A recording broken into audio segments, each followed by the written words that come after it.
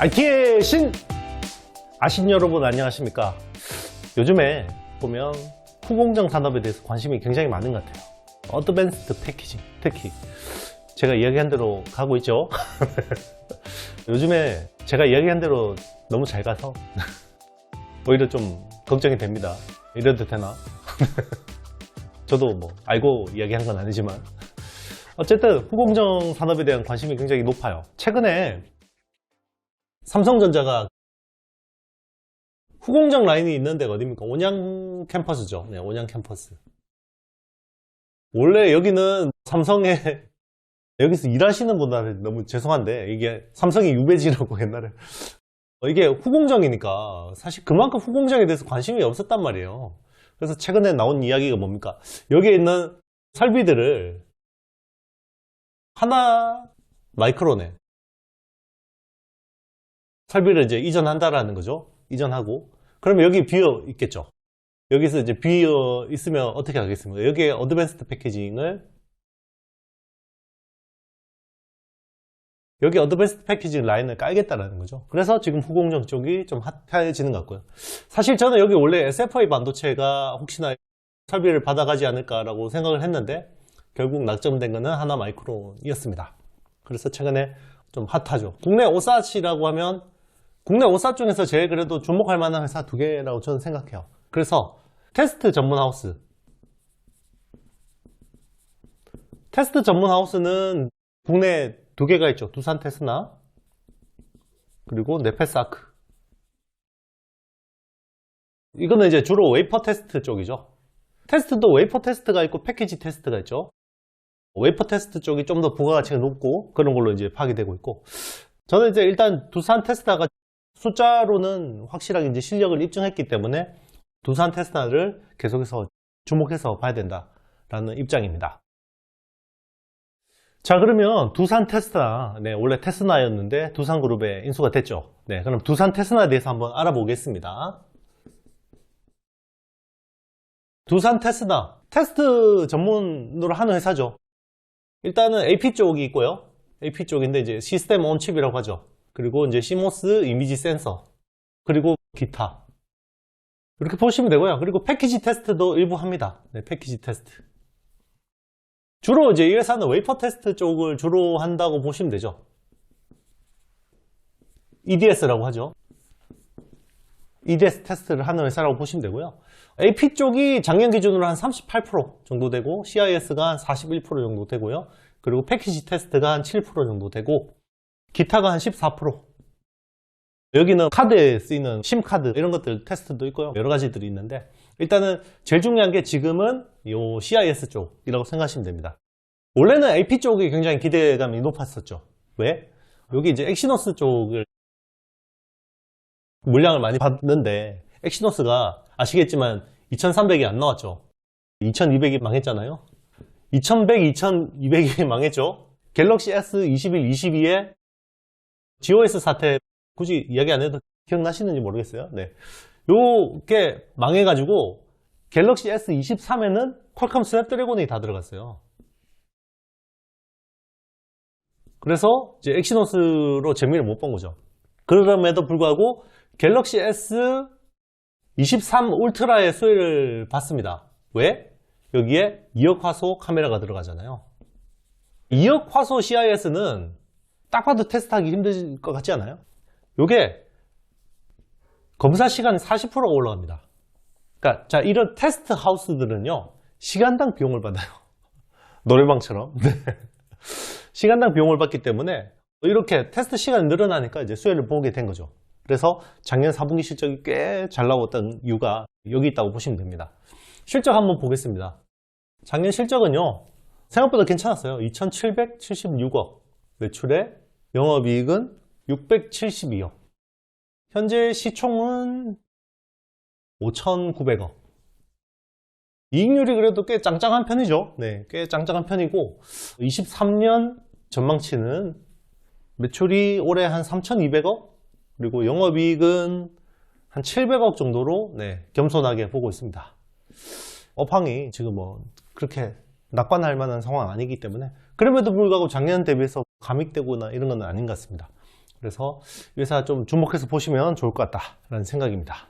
그리고 이 회사가 좀 하나 더 주목해야 되는 부분이요. 비모바일 쪽.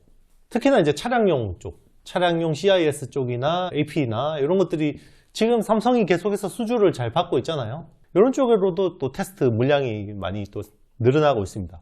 지금 대표적인 게 이제 차량용 같은 경우는 GV60에 후방 카메라 쪽에 지금 삼성의 CIS가 들어가고 있잖아요. 네. 요것도 이제 또 테스트 물량 또 받고 있고, 그리고 이제 신차 모델에도 계속해서 물량들이 늘어나고 있거든요. 이런 쪽도 이제 수혜를 좀 기대해 볼 만한 포인트다라고 생각하시면 됩니다. 그리고 하반기에 나오는 G 플립, 그죠? 갤럭시 G 플립 5, 거기에 이제 카메라 또 업그레이드가 되면 또 똑같은 이런 수혜를 기대할 수도 있는 거죠. 자, 제가 또 소개드릴 회사는요, 네오셈입니다. 네, 오랜만에 가져왔어요. 네, 네오셈. 그동안 굉장히 많이 고생했죠. 네, 고생 많이 했는데 이 회사가 잘못한 건 없습니다. 인텔이 나쁜 놈이에요. 일단 이 회사는 후공정 테스트 장비 회사입니다. 후공정 테스터를 하는 거죠. 장비죠, 이거는. 장비 쪽인데 일단 SSD 쪽 테스터가 매출의 상당 부분을 차지하고 있고요. 그리고 버닝 테스트, 그리고 자동화 장비, 이런 것들을 주로 하는 회사라고 생각하시면 됩니다. 이 회사의 또 장점은요, 장점은 거래처 다변화가 잘 되어 있다. 거래처 다변화가 굉장히 잘 되어 있다는 부분이고요. 대표적으로 마이크론, SK 하이닉스 등등 거래처니까 잘 다변화되어 있고, 삼성전자하고 키옥시아 이런 데도 하고 있습니다. 네, 삼성전자하고 키옥시아 이런 회사들도 하고 있는데, 일단 최근에 이제 물량이 좀 많이 늘고 있는 쪽은 마이크론 쪽이 이제 굉장히 좀 기대를 모으고 있다고 보시면 되고요. 신규로 서버용 모듈 자동화 장비 쪽이 굉장히 좀 기대를 모으고 있었는데, 이게 좀 이연이 됐습니다. 그래서 올해부터 이게 다시 좀 이제 나올 거다. 작년에 원래 나올 거라고 했는데 여기 계속해서 지연이 됐던 부분이 있고요. 그리고 이제 PCI 익스프레스 5.0이잖아요. 그러니까 5세대 SSD부터 특징이 칩셋 업체들의 퀄이 되게 중요해지고 있어요. 대표적인 게 이제 사파이어 래피즈죠. 이게 이제 SSD하고 칩 간의 인터페이스가 되게 중요해지다 보니까 인텔 같은 업체들의 퀄이 되게 중요한데, 지금 이제 인텔 쪽에 5세대 SSD들을 최초로 승인받은 회사가 네오셈이라고 보시면 됩니다. 그래서 뭐 경쟁사는 엑시콘 같은 회사가 있고요. 그리고 유니테스트, 미국 테라다임, 어드반테스트, 뭐 이런 회사들이 있습니다. 여기는 뭐 글로벌 회사니까 좀 경쟁이라고 하기도 좀 민망하긴 하지만 어쨌든 경쟁 구도로 있다고 보시면 되고요. 지금 이제 차세대 디램 이제 DDR5 같은 것들, 이런 쪽도 이제 테스트 솔루션들 많이 준비하고 있다, 이렇게 보시면 됩니다. 일단 이제 작년에 수주 받은 것들이 한 1,800억 정도가 있어요. 1,800억 정도 수주를 받았는데, 이게 인텔 사파이어 래피즈 때문에 납품이 안 되고 거의 이연이 됐거든요. 그래서 일단 올해는 숫자가 좀 확실하게 수주 중에서 상당 부분이 올해 찍힐 수 있다는 부분이 되게 중요한 것 같고요. 그리고 이 회사의 장점은 미국 현지화가 잘 돼 있어요. 지금 우리 다 미국 반도체 굴기가 난리죠. 네. 근데 이 회사가 M&A를 되게 잘했어요. 2007년에 이거를 알고 한 건 아니지만 타니시스 테크놀로지, 요게 인수했고, 2015년에는요 플렉스타, 이걸 인수를 했어요. 그러다 보니까 이게 미국 회사니까 미국 현지화, R&D가 미국에 돼 있고, 그리고 유지보수 같은 것들이, 이게 또 최근 트렌드들이 서버 쪽 같은 경우는 유지보수 쪽이 굉장히 중요해지고 있어요. 이런 쪽에 이제 엔지니어링이 되게 중요해지고 있는데, 이런 것들이 잘 돼 있다는 거죠, 이 회사가. 그래서 좀 장점이 있다, 이렇게 보시면 될 것 같습니다.